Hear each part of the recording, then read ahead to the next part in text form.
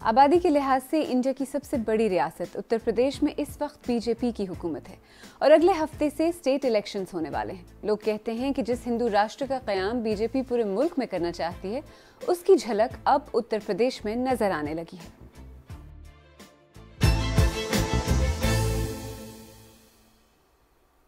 मेरा नाम आलिया नाज़की है और आप सरबीन देख रहे हैं, वो प्रोग्राम जिसमें हम उन कहानियों को समझने की कोशिश करते हैं जो आपके लिए अहम है।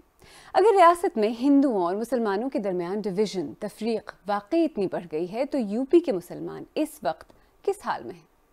मेरा भाई बेकसूर है, मेरा भाई नमाज पढ़ के निकल रहा था, सबको पता है, पूरे शहर ने देखा जब गोली मारी है, जब भी सबने देखा। सिस्टम वाकई मुसलमानों के खिलाफ है।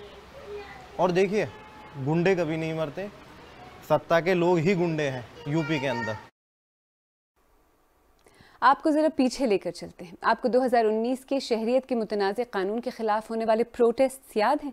इस दौरान यूपी में कई नौजवान मुसलमानों को पुलिस एक्शन में हलाक किया गया। जिला बिजनौर के मोहम्मद सुलेमान को भी पुलिस की गोली लगी।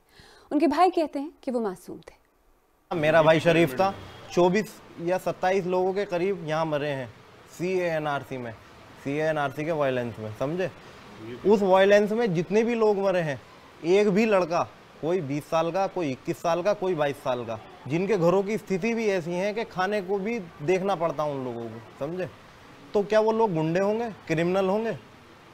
क्रिमिनल है यहाँ का सिस्टम। अब SIT ने जो रिपोर्ट जारी करी, उसमें हमारे भाई को दंगाई दिखाया गया, जबकि कोई एविडेंस ऐसा नहीं है जिसमें मेरा भाई दंगाई हो, कोई भी एविडेंस। SP ने खुद इस बात को कबूल कर रखा है कि गोली हाँ हमारे गनर ने मारी। वो लोग हमें डरा रहे हैं, धमका रहे हैं, मारने की धमकी तक दे रहे हैं। हमें जो है इस तरह के थ्रेट आ रहे हैं, या तो आप ये मुकदमा वापस ले लो, कॉम्प्रोमाइज़ कर लो बैठ करके, वरना तो तुम अंजाम भुगतने के लिए तैयार रहो। न्यायालय से पूरी उम्मीद है और इंशाल्लाह अल्लाह ने चाहा तो इंसाफ पूरा मिलेगा, क्योंकि मेरा भाई बेकसूर है। मुझे जहाँ तक भी जाना पड़ेगा मैं लड़ूंगा।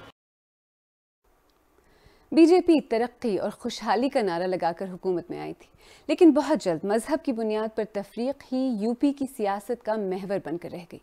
ऐसे में रियासत के मुसलमानों की मुश्किलात में इजाफा ही हुआ है।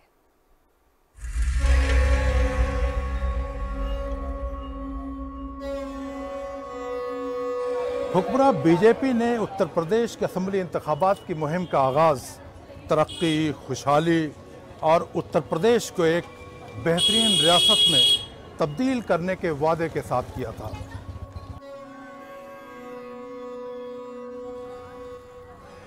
अब्बा जान कहने वाले राशन हजम कर जाते थे। लोग जिहाद को सख्ती से रोकने का कार्य करेंगे। अगर वे सुधरे नहीं तो राम नाम सत्य है कि यात्रा अब निकलने वाली है। बीजेपी का लबो लहजा अचानक बदल गया है। जारहाना मजहबी कौम परस्ती अब इंतखाबी मुहिम का महवर बन गई है। दहशतगर्दी, गुंडागर्दी, माफिया और लाकानूनियत के नाम पर अपोजिशन और मुस्लिम इस मुहिम के निशाने पर हैं।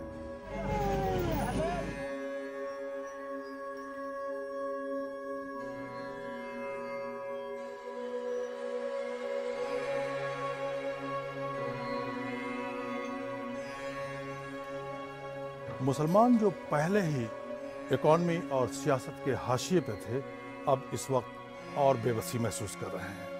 इस वक्त जो फिजा बनी हुई है, इसमें मुसलमान शदीद बेयकीनी से गुजर रहे हैं। और मुश्किलात और मसले सिर्फ सिक्योरिटी के ही नहीं, कई नौजवान मुसलमानों को ये भी लगने लगा है कि तालीम मुकम्मल करने के बावजूद सिर्फ उनकी आइडेंटिटी की वजह से उनके लिए अच्छी नौकरी ढूंढना आसान नहीं होगा। आइए।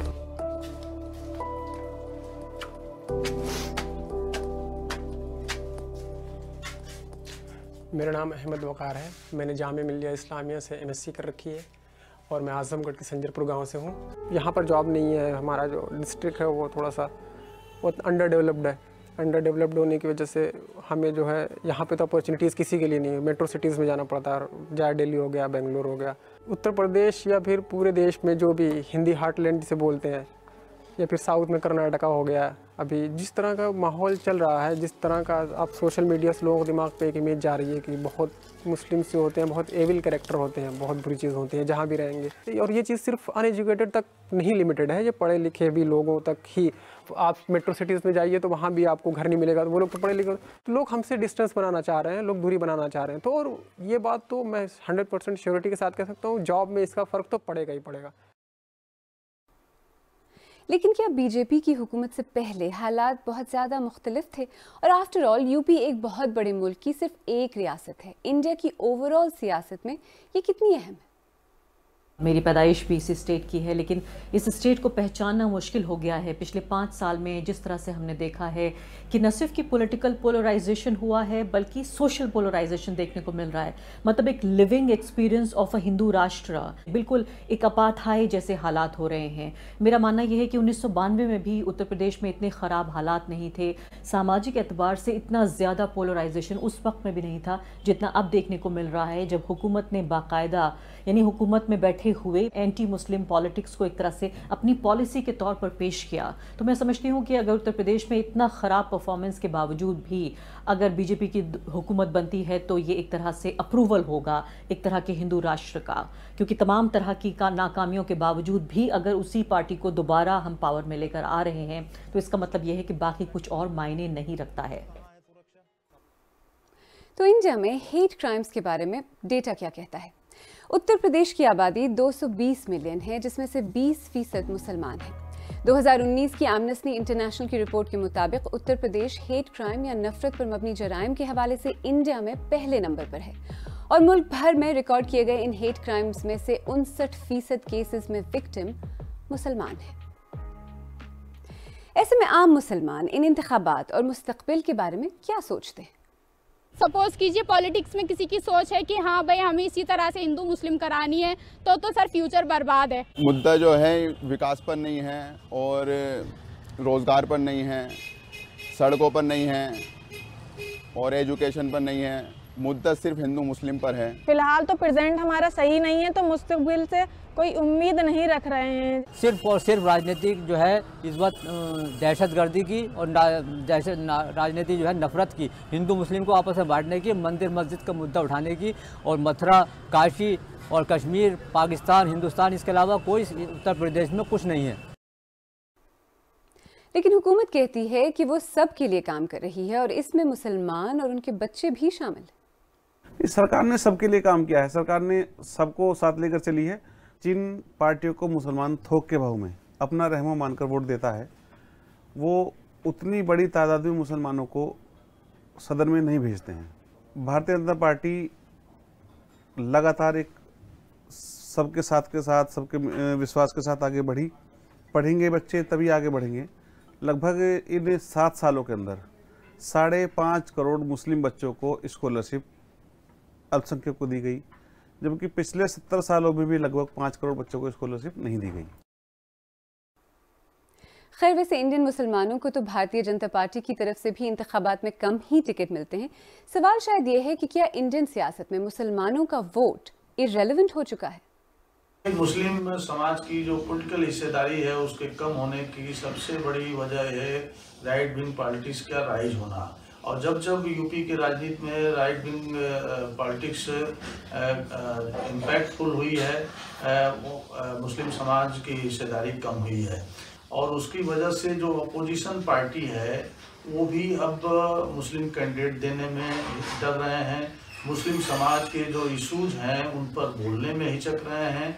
इससे क्या हुआ है कि पूरे यूपी की राजनीति में मुस्लिम समाज के जो वॉइस है वो काफ़ी कमज़ोर पड़ी है। मुस्लिम समाज की जो इंडिपेंडेंट दावेदारी है राजनीति में वो कमज़ोर पड़ी है और इस हिसाब से मुस्लिम वोटों की अहमियत भी कम हुई है और मुस्लिम वोटों को एक तरफ से आइसोलेट करने की कोशिश की गई है।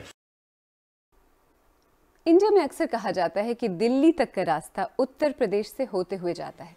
यूपी के रियासती इंतखाबात हर बार काफ़ी अहम होते हैं, लेकिन इस बार शायद कुछ ज़्यादा ही अहम है।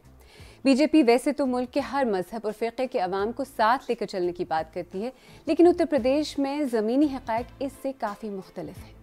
अब देखना यह है कि यूपी के अवाम किस तरह का मुस्तक़बिल इलेक्ट करते हैं।